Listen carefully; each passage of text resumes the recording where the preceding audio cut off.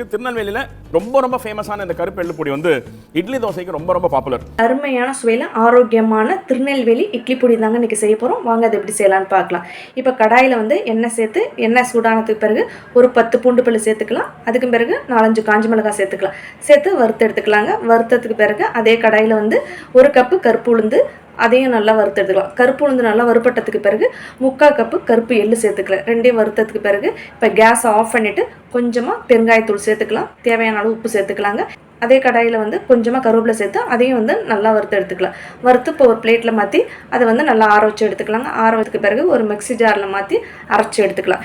இப்போ வந்து கொஞ்சமாக இட்லி பொடி சேர்த்துக்கிறேன். இட்லி பொடி சேர்த்து கையாட்டி நல்லா ஹோல்ஸ் போட்டு அதில் நல்லெண்ணெய் சேர்த்து இட்லி கூட தொட்டு சாப்பிட்றப்போ அவ்வளோ அருமையாக இருக்குங்க. இட்லி தோசை எல்லாத்துக்குமே இது ரொம்ப அருமையாக இருக்கும். இப்போ பார்த்திங்கன்னா இட்லிக்கு திருநெல்வேலி இட்லி பொடியும் பிரண்டை துவையல் தான் பண்ணியிருக்கேன். ரொம்ப ஆரோக்கியமானது. கண்டிப்பாக நீங்கள் வந்து ட்ரை பண்ணி பாருங்கள்.